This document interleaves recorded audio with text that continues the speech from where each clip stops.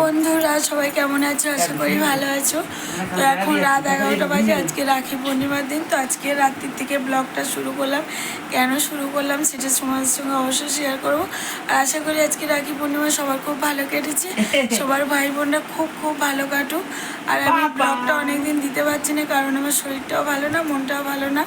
তো এই কারণ ব্লগটা দিতে পারছি না। তো আমি এক জায়গায় ঘুরতে যাব কালকে, তো ভাবলাম তোমাদের সঙ্গে না শেয়ার করলে, আর আমি যেখানে যাব অবশ্যই তোমাদেরও সবার ভালো লাগবে। তো আমি ব্লগটা অনেক রাত থেকেই শুরু করলাম, কারণ আমরা অনেক ভোরবেলা উঠে বেরোবো।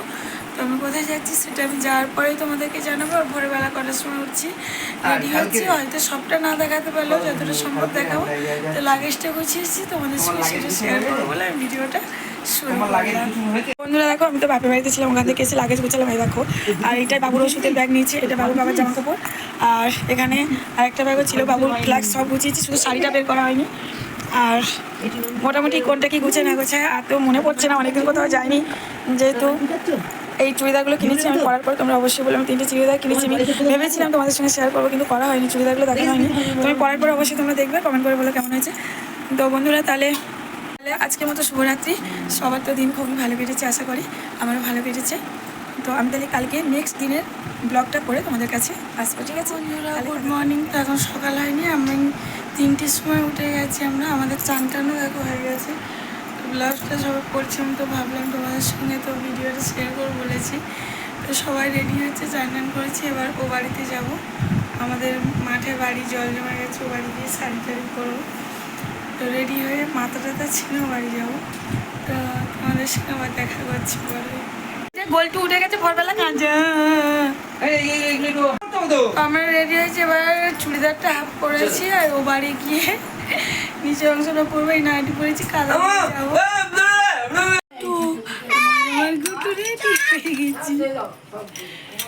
কোথায় যাচ্ছ বাবা, বলো কোথায় যাচ্ছ? বাবা কি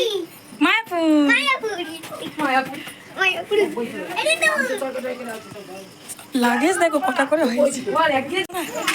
কোথায় যাচ্ছিস?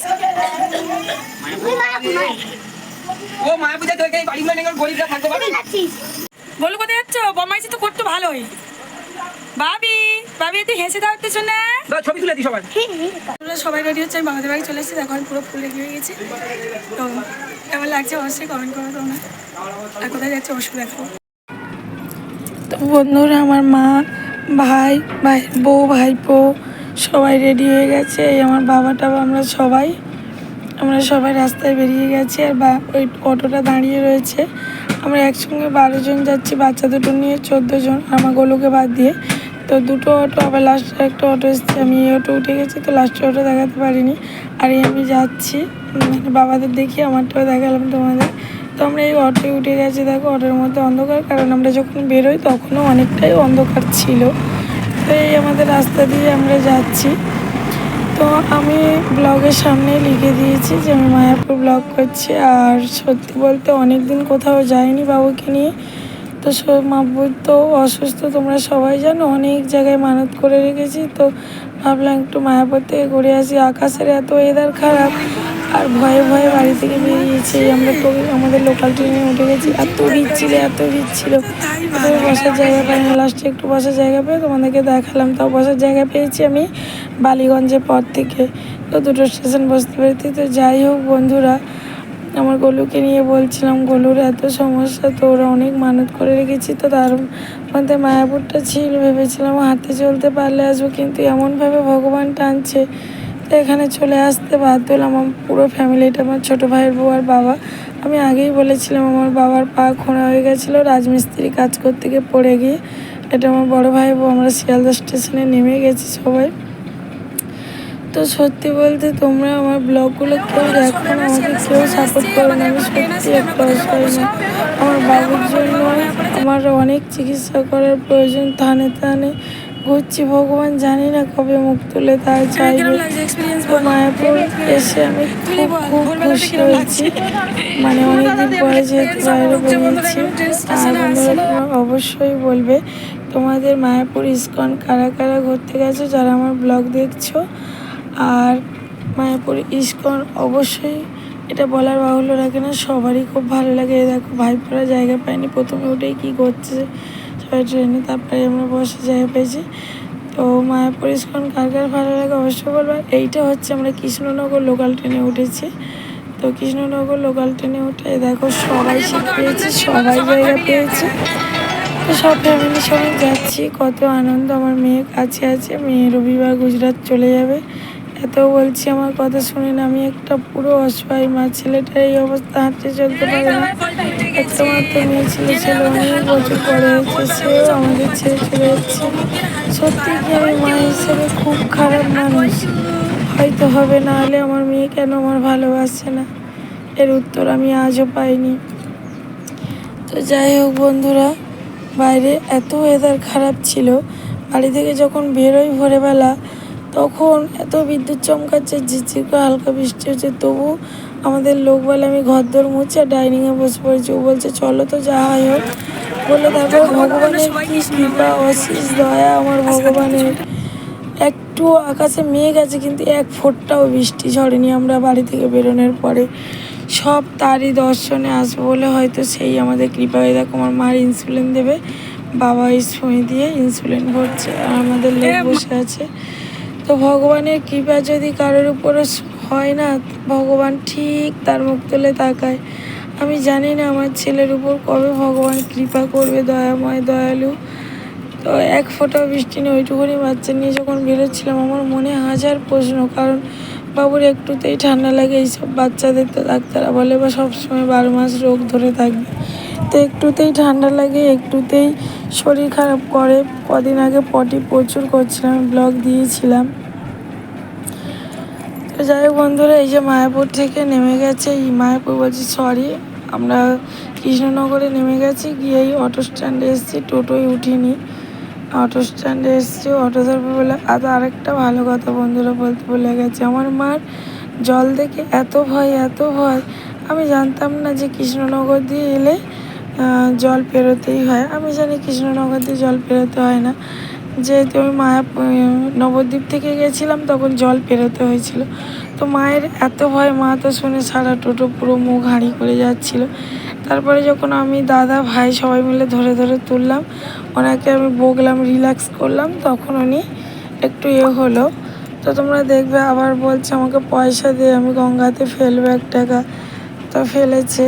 ওনার একটু জল দেখে প্রচণ্ড ভয়। আগে ইনসুলিন চলে, তারপর হাই সুগার, তারপর হাই প্রেশার, সব মিলিয়ে মানে খুব শরীর খারাপ।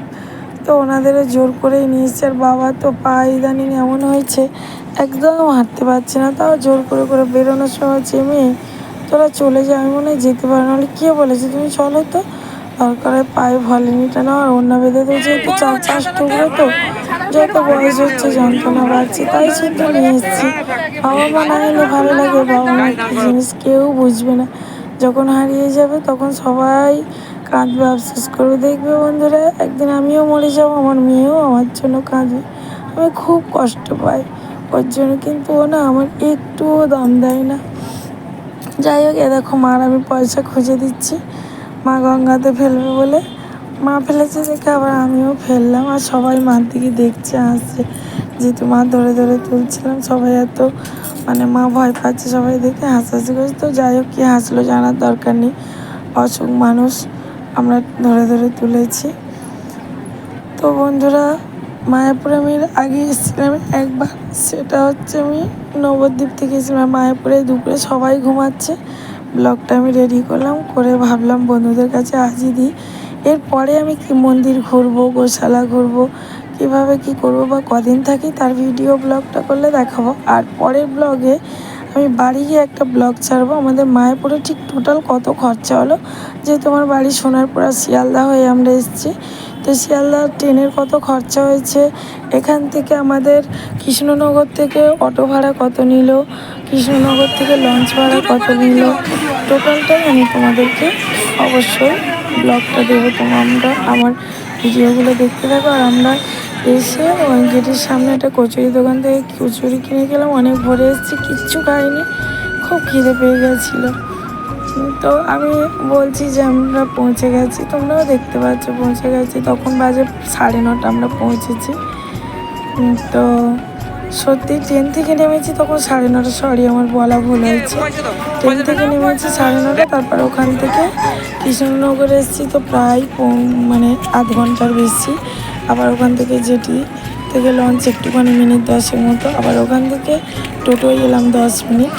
তো সব মিলে অনেকটাই সময় লেগেছিল, প্রায় 10:30, 11টা বাজে। তারপর আমরা কত টাকা রেঞ্জে ঘর ভাড়া করেছি বা কোন ভবনে উঠেছি তোমাদের সবটাই শেয়ার করব। আর কোন ভবনে আমরা খাওয়া দাওয়া করেছি আমি কিন্তু ওই ব্লগটা দেবো বাড়ি গিয়ে, ঠিক আছে বন্ধুরা? তোমরা আমার ভিডিওগুলো দেখতে থাকো মায়াপুরে। যারা মায়াপুরে আসতে চাইছো, কোনো দিন আসোনি, কত কী খরচ বুঝতে পারছো না, আমি কিন্তু ব্লগ দিয়ে দেব। আর এই ব্লগটা আমি আসলাম কিভাবে, কতক্ষণ এলাম, কতটা জার্নি করলাম, এইটা শুরু দিয়ে দিলাম, কটার সময় বাড়ি থেকে বেরোলাম, ঠিক আছে বন্ধুরা? আমরা কি খেয়েছি প্রসাদ সেটাও তোমাদের সঙ্গে একটু শেয়ার করে দিলাম লাস্টে। ভিডিওটা পুরো দেখো, দেখলে বুঝতে পারবে। তো আমরা কোন ঘরে আছি এর ছবিও তুলবো, অবশ্যই তোমাদেরকে সবটাই শেয়ার করবো। এখন ঘরে আছি, বিকেলে বেরিয়ে সবটাই তোমাদের মানে যে ব্লগটা আমি দেবো ওতে শেয়ার করবো। আজকে ছবি তুলে নেবো বা কত কী খরচ সব জেনে নেবো। দেখো আমরা খেতে এসেছি, খাওয়া খরচা কত করে টিকিট সেটাও আমি বলে দেবো। বাচ্চাদের ক বছরের অবধি লাগবে না বা তার উপরে কত বাচ্চা লাগবে সবটাই বলে দেবো। তো আমাদের ভোগের প্রসাদে কী কী ছিল তোমরা নিজেরাই দেখো। ভগবানের ইস্কন থেকে আসা ভগবানের ভোগ, এটা একবারই দেখবে, কিন্তু এই যতটা দিয়েছে এতটা, এর বেশি চাইলে কিন্তু তোমরা পাবে না, কারণ এই ভোগটা এই একটা ডাবই দেবে। এরপরে আসবে সাদা ভাত, তোমরা নিজেরাই দেখো, দেখলে বুঝতে পারবে। তো দেখো বন্ধুরা আমার খাওয়া হয়ে গেছে, এই এসছে সাদা ভাত। এবার সাদা ভাতের সঙ্গে একটা 5 মিশালি সবজির তরকারি আছে, মুগ ডাল বা ঘুগনি কড়াই ছিল, আলু ছিল, পটল ছিল, কাঁকরোল ছিল, ঢ্যাঁড়স ছিল। এটা প্রথম দিয়েছে, তারপরে দিয়েছিল ডাল আর একটা সবজি, আর এই আমরা জানি। ধন্যবাদ, সবাই ভালো থাকো।